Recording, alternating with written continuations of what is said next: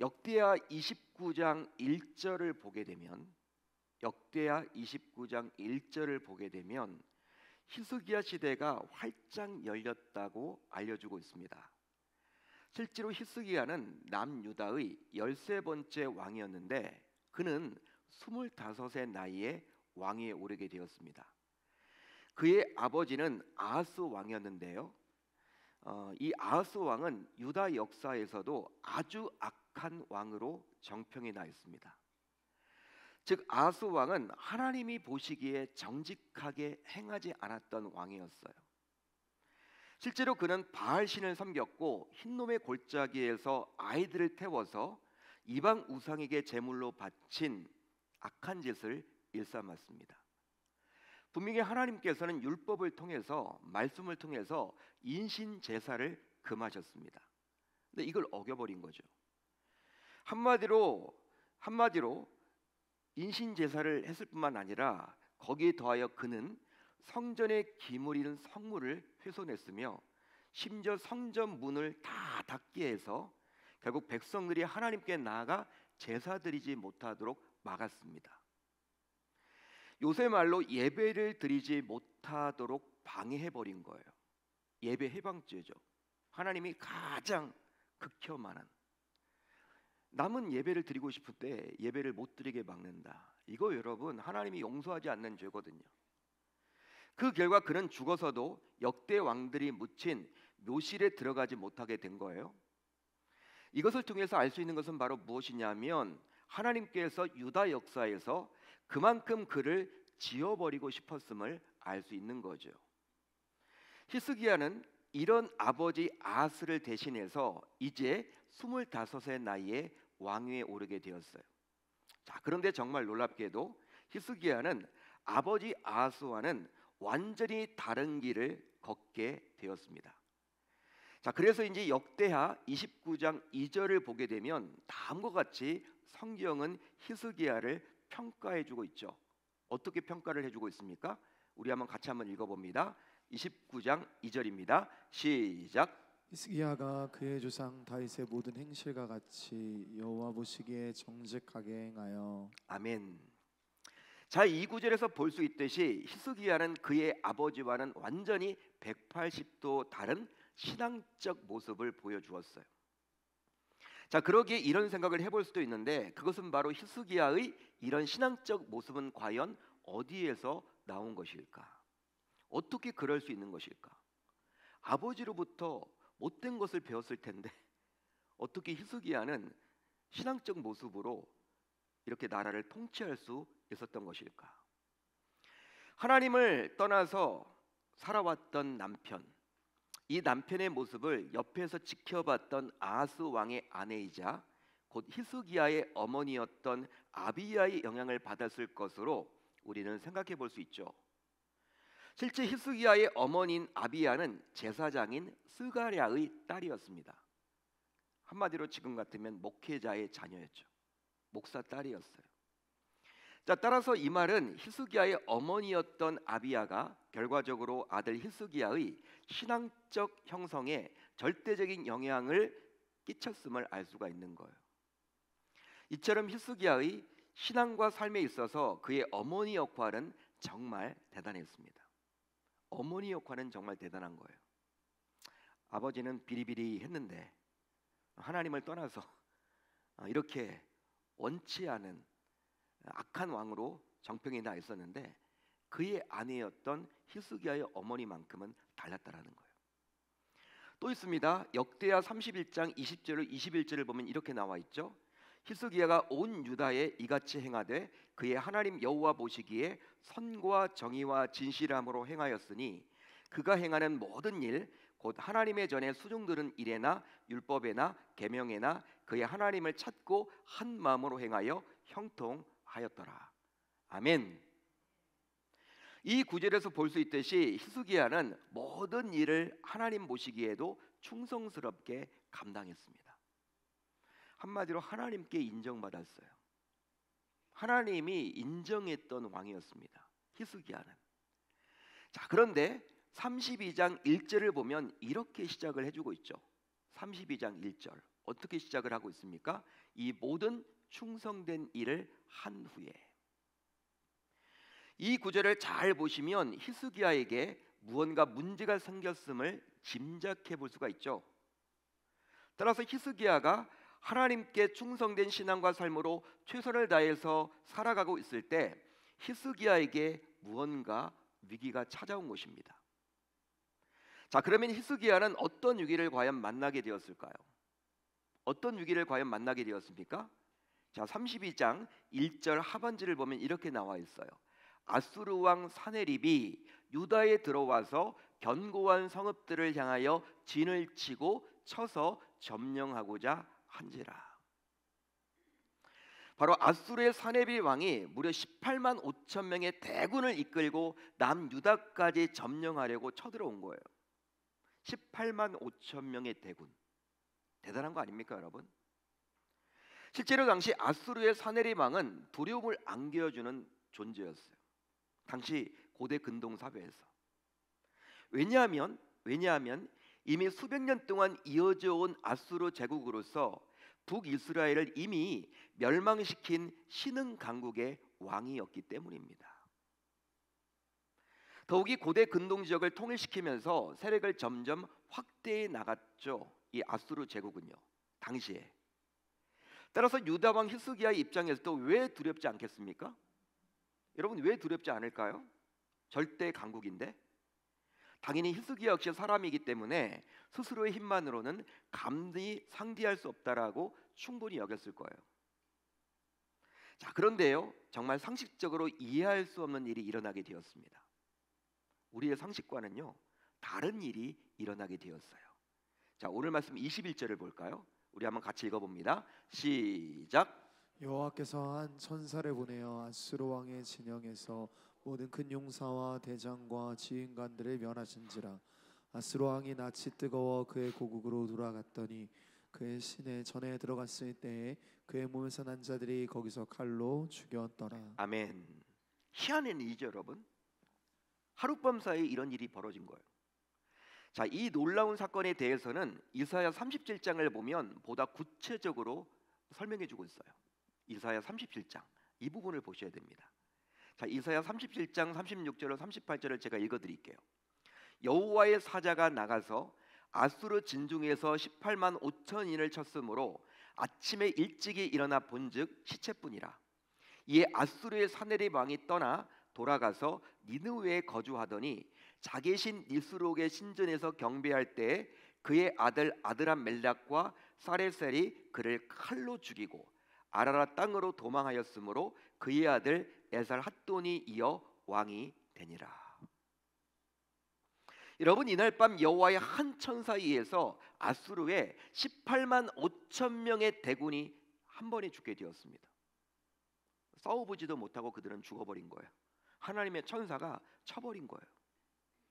자, 이 위기감을 느꼈던 이 사네립 왕은요, 왜 자신이 전쟁에서 졌는지를 따져 물으려고 자신이 섬겼던 신에게 묻고자 성전으로 들어갔다가, 자신이 섬기는 신전으로 들어갔다가 결국 그곳에서 자기 아들들에 의해서 암살을 당하게 되었어요. 아들들에 의해서 몰락을 한 거죠. 자, 그런데 신자인 우리는 당시 히스기야 겪었던 이 사건을 통해서 다음과 같은 의문을 갖게 됩니다. 여러분, 이런 의문을 갖게 되죠.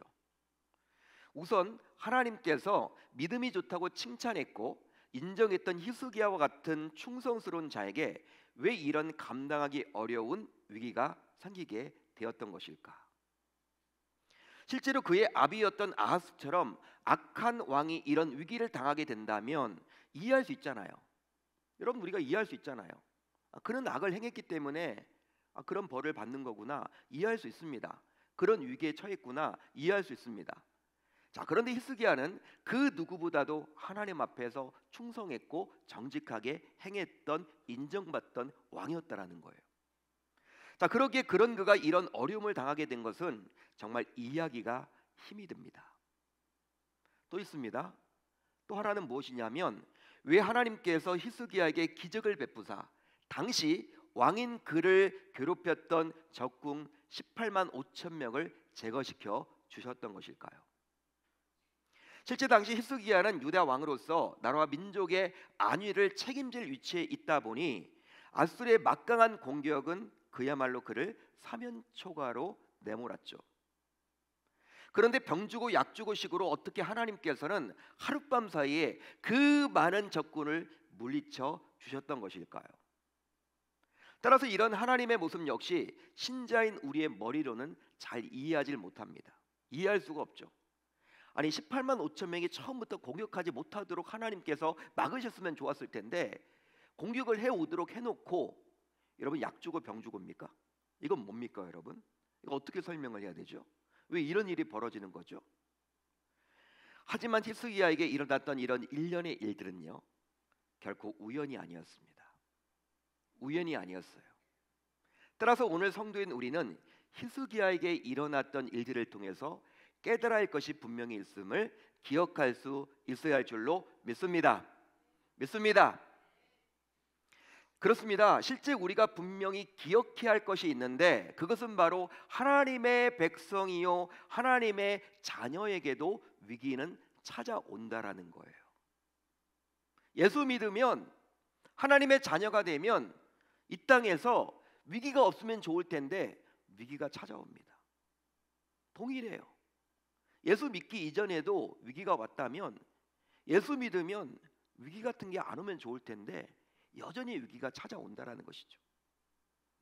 즉 믿음으로 살려고 몸부림을 치는 믿음의 사람에게도 스스로 풀 수 없는 문제가 생겨요. 따라서 신자인 우리는 믿음의 사람에게도 위기가 어려움이 찾아올 수 있음을 인정해야만 하는 것이죠.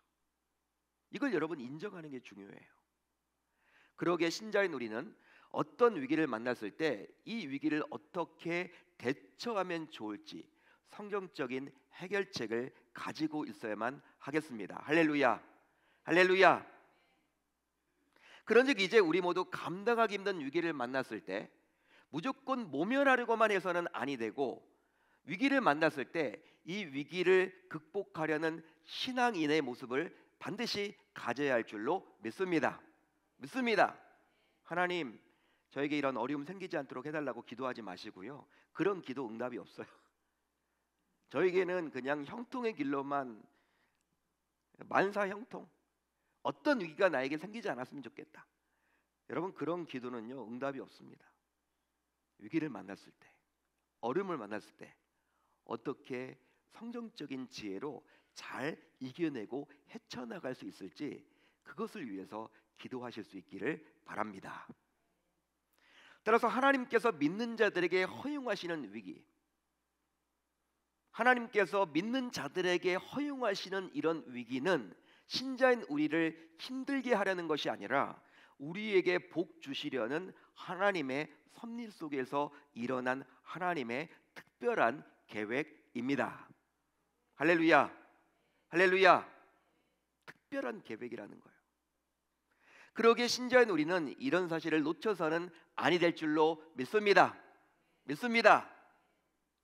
실제로 히스기야는 감당하기 힘든 위기를 통해서 그동안 믿고 섬겨왔던 하나님께서 자신에게 닥친 위기를 친히 해결해 주셨음을 보게 되었어요. 그 결과 그는 하나님을 더욱더 신뢰하게 되었죠. 신뢰하게 되었다라는 거예요. 더욱이 하나님 역시 위기 속에서 반응하는 이런 히스기야를 보면서 그의 믿음의 상태를 점검하게 되었습니다. 그 결과 그의 신앙은 하나님의 기준을 통과했습니다. 여러분 이처럼 히스기야 신앙은 감당하기 힘든 위기 속에서도 결코 흔들리지 않았어요. 흔들리지 않았습니다. 어려움이 닥쳤는데도요. 이 히스기야는 잘 통과했어요. 흔들리지 않았어. 믿음이 흔들리지 않았어. 그러기에 그는 하나님으로부터 그런 놀라운 기적, 즉 복을 받아 누리게 되었죠. 할렐루야. 할렐루야. 자, 그러면 히스기야는 이런 위기를 극복하고자 과연 무슨 일을 했을까요? 어떤 일을 했을까요? 우선 그는 지도자로서 책임과 의무를 다했습니다. 지도자로서 책임과 의무를 다했어요. 즉 아수르의 공격에서도 그는 리더로서의 지도력을 발휘했습니다. 여러분, 한 나라의 왕이라면요, 그 나라의 안위를 책임지는 위치 아닙니까?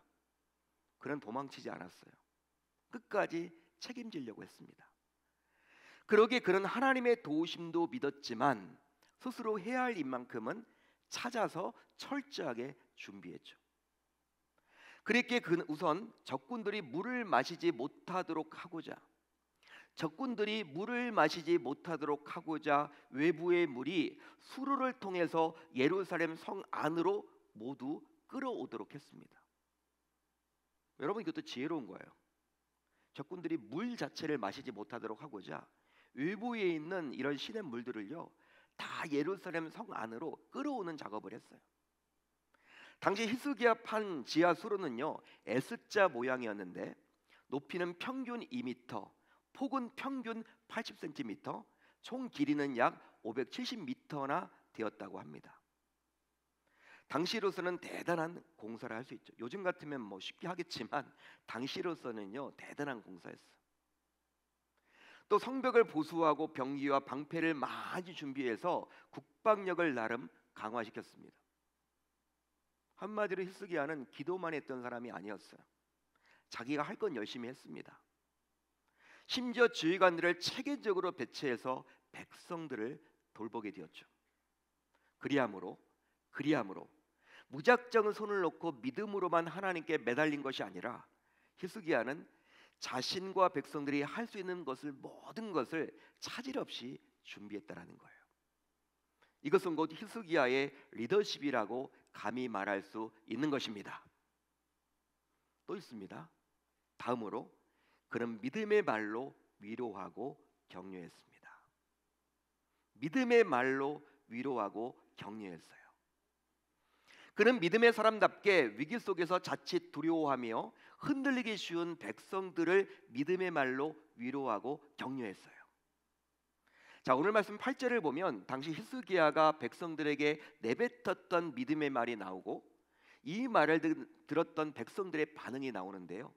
자, 오늘 말씀 8절을 한번 같이 읽어봅니다. 천천히 한번 읽어봅니다. 시작. 그와 함께하는 자의 육신의 팔이요 우리와 함께하시는 이는 우리의 하나님 여호와시라. 반드시 우리를 도우시고 우리를 대신하여 싸우시리라 하매 백성이 유다 왕 히스기야의 말로 말미암아 안심하니라. 아멘. 우리와 함께하시는 이는 우리의 하나님 여호와시라. 반드시 우리를 도우시고 우리를 대신하여 싸울 것이다. 할렐루야. 할렐루야. 히스기야가 백성들에게 다니면서 이 말을 한 거예요. 야, 왜 지쳐 있어? 왜 지금 두려워하고 있어? 왜 지금 겁먹고 있어? 왜 힘들어하고 있어? 왜 도망칠 궁리만 해? 우리가 믿는 하나님은 진짜 하나님이야. 우리 하나님이 우리 대신에 싸워주실 거야. 여러분, 이 말을 하니까 백성들이 어떻게 반응을 합니까? 안심했다라는 거예요. 안심했다라는 거예요. 두려워하지 않았다라는 거예요. 전쟁이 나면요, 유언비어가 여러분 막 있죠. 여러분, 내부에 여러분 적 때문에 전쟁이 벌어지면 망해요.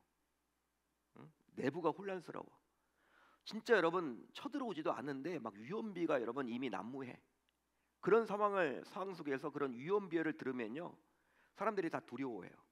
막 도망칠 궁리만 해. 싸울 생각은 안 해. 근데 그런 상황에서 이 히스기야는 어떻게 했다라는 거예요? 믿음의 말로 백성들과 군사들을 격려했습니다. 아주 중요한 거예요. 또 있습니다. 더욱이 그는 흔들림 없이 기도의 동역자와 함께 더욱더 부르짖어 기도했습니다.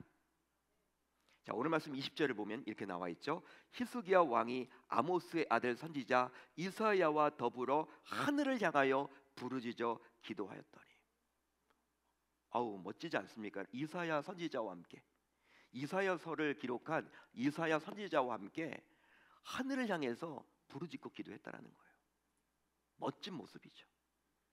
실제로 당시 히스기야는 절대로 기도할 수 없는 상황이었어요. 기도할 수 없는 상황이었습니다. 왜냐하면 아수르의 대군을 이끌고 이미 공격하려고 했기 때문이에요. 그러기에 이 대군에 맞서 싸우는 것이 더욱더 중요하다고 생각을 했겠죠. 하지만 감당하기 힘든 위기 앞에서 히스기야는 기도의 동역자였던 이사야 선지자와 함께 하나님께 부르짖어 기도했습니다. 할렐루야. 할렐루야. 한마디로 그는 자신이 행한 모든 노력과 준비 위에 하나님께서 기적을 베풀어 주시도록 간절히 기도한 거예요. 이것을 통해서 히스기야는 평소에 기도를 해왔던 기도의 사람임을 알 수 있는 것이죠. 왜냐하면 평소에 기도를 쌓던 분이 아니면요, 결코 그런 위기 속에서 기도가 생각이 안 납니다. 여러분, 기도를 평소에 많이 해왔던 분들은요, 위기를 만나면 기도를 하지만 평상시 기도와 담을 쌓고 있던 분들은요, 위기를 만나게 되면 기도할 생각을 떠올리질 못해요. 하지만 그는 기도함으로 아무리 많은 군대와 강력한 무리를 가진 자들, 특별히 그렇게 뭐든지 전쟁을 잘 준비를 한다 하더라도 하나님의 도우심이 없이는 결단코 전쟁에서 이길 수 없다라고 확신했어요. 그것도 이사야 선지자와 함께 기도했음을 통해서 그는 기도의 동역이 얼마나 중요한지를 몸소 알고 있었다라고 볼 수 있습니다. 믿으시면 아멘, 동의하시면 아멘. 기도의 동역.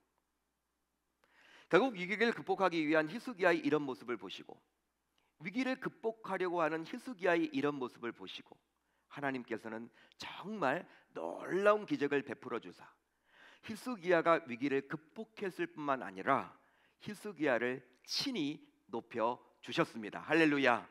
할렐루야. 자, 오늘 말씀 23절을 볼까요? 우리 한번 같이 읽어봅니다. 시작. 여러 사람이 예물을 가지고 예루살렘에 와서 여호와께 드리고 또 보물을 유다 왕 히스기야에 드린지라 이후부터 히스기야가 모든 나라의 눈에 존귀하게 되었더라. 아멘. 이후부터 히스기야가 모든 나라의 눈에 존귀하게 되었더라. 하나님이 높여주신 거예요. 사랑하는 성도 여러분, 지금 신자인 우리도 위기 앞에 서 있습니다. 그래서 지금도 아수르의 18만 5천 명의 세력들이 우리를 멸하려고 시시콜콜 공격을 하고 있어요. 이것의 정체는 당시 히스기야처럼 우리의 힘만으로는 물리칠 수 없는 것들입니다. 우리의 힘만으로는 불가능한 일들이 몰아닥치고 있지 않습니까? 한마디로 오늘 말씀의 제목처럼 아무에게도 도움이나 지지를 받을 수 없는 고립된 상태인 사면초가와 같은 처지에 우리는 내몰려 있어요. 내몰려 있죠.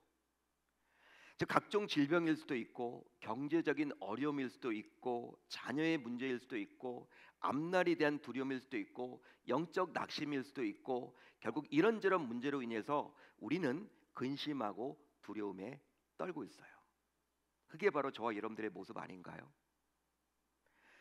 심지어 예배당에 나와서 예배를 드리면서도 여전히 염려하고 있죠.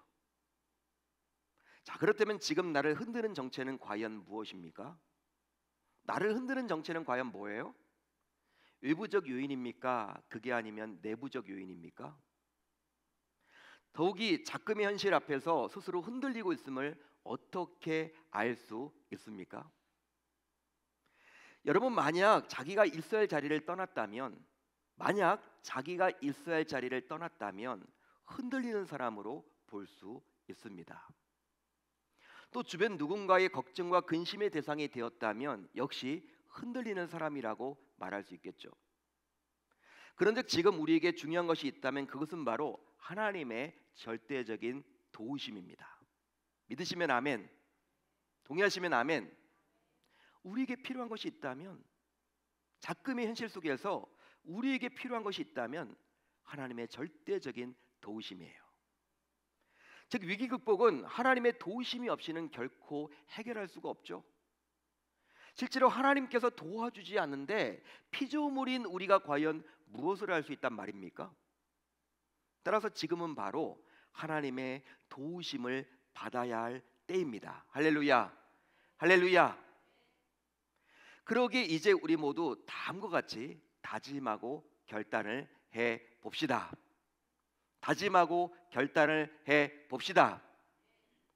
우선 힘들지만 매사에 최선을 다해 봅시다. 힘들면요, 어떻게 돼요? 다 귀찮죠. 그냥 뭐든지 다 하기 싫죠. 힘들면 그래요, 여러분. 누구나. 예? 대충 하고 생색막 내기가 쉬워요. 하지만 힘들수록 빈틈없이 최선을 다해 보자고요. 왜냐하면 하나님은 이런 우리의 모습을 보고 위기 속에서 친히 건져 주시기 때문입니다. 다음으로 믿음의 말로 격려해 봅시다. 믿음의 말로 격려해 봅시다. 실제 다른 사람을 세우는 자가 결국 본인도 세움을 받게 되어 있어요. 반면에 남을 험담하고 낙심시킨다면 그 사람도 결국 무너지게 되어 있다라는 거예요. 따라서 이런 믿음의 사람의 격려하는 말 한마디를 통해서 하나님께서는 주변을 살려주십니다. 그뿐 아니라 우리 모두 엎드려 봅시다. 엎드려 봅시다. 엎드리지 않는다면 결코 하나님의 일하심을 맛볼 수가 없어요. 왜냐하면 엎드리지 않는 것은 여전히 본인 스스로의 힘만으로 해결할 수 있다고 여기는 것이기 때문에 하나님께서는 절대적으로 개입하시지 않으시기 때문입니다. 히스기야 역시 이런 영적인 원리를 잘 알았기에 자신이 해야 할 모든 일들을 다 한 이후에 엎드려서 하나님께 부르짖어 기도했습니다. 우리 같으면 여러분 다른 것들 뭐 무기도 준비를 하고 뭐 수로도 준비를 해가지고 적군이 여러분 물을 마시지 못하도록 하고 지휘자를 잘 세우고 여러분 믿음의 격려의 말 하고 여러분 이런 것만 하면요 우리는 그냥 다 전쟁에서 이길 것처럼 여기는데 히스기야는 그런 것 플러스해서 뭘 했느냐? 기도의 동역자와 함께 하나님 앞에 엎드렸다라는 거예요. 이게 가장 중요하죠. 그분이 도와주지 않으면, 하나님이 도와주지 않으면 우리가 아무리 준비를 잘한다 하더라도 이걸로는 이길 수 없다라고 그는 알았기 때문이에요. 따라서 홀로 엎드리기 힘들다면 반드시 기도의 동역자와 함께 엎드려 봅시다. 할렐루야. 할렐루야. 여러분 오늘은 12월의 첫날 겸 또 12월의 첫 주일이에요. 따라서 이제 새로운 달을 시작하면서도 또 내년도를 잘 준비해야 할 시점에 우리는 서 있습니다. 그래서 이제 우리의 생업, 학업, 가정, 심지어 교회조차도 이런저런 일들로 몹시 분주해요. 회의도 많고요. 뭐 결정해야 될 것들이 너무나 많아요. 자, 그러다 보니 신자인 우리 모두 다들 다소 지쳐 있죠. 지쳐 있는 것 같아요. 여러분들 보니까 얼굴 뵈니까 힘들어서. 따라서 이런 위기 속에서 이제 어떻게 헤어나오면 좋을지 앞이 보이지 않는 분들도 상당히 많이 계셔요.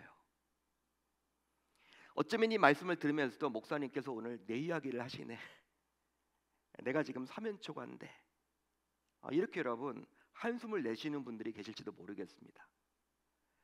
따라서 이번 한 주는 우리 모두 딱 한 가지만 실천에 옮기면서 기도의 제목으로 삼았으면 좋겠습니다. 여러분들에게 많은 걸 드리지 않으려고 그래요. 이번 한 주는 이거 하는 거예요. 이거 붙들고 기도하는 거예요.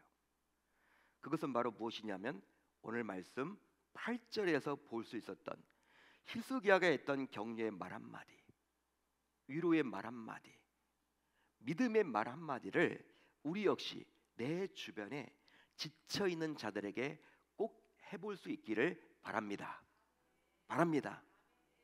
여러분들의 사랑방 식구들 가운데, 여러분들의 같이 사역하시는 우리 교우 가운데, 또 교우 식구들 가운데, 여러분들이 교육자들에게도 해도 좋고요.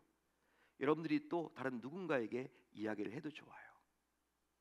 여러분들이 다소 지쳐 보이는 누군가가 보인다면 다가가셔서 믿음의 말 한마디, 격려의 말 한마디, 위로의 말 한마디로 여러분들이 이렇게 격려함으로 말미암아 우리가 히스기야가 백성들을 이렇게 세웠듯이 우리도 그렇게 하면 좋겠다라는 마음을 가져봅니다. 그 결과 내가 뱉은 이런 믿음의 말 한마디, 격려의 말 한마디, 위로의 말 한마디를 통해서 다소 지쳐있고 낙심했던 어느 누군가가 다시금 벌떡 일어나는 계기가 될 수 있어야 할 줄 우리 주님의 이름으로 축원합니다. 그렇게 한번 살아보겠다라고 결단하고 다짐하는 저와 여러분들이 다 되실 수 있기를 우리 주님의 이름으로 축원합니다.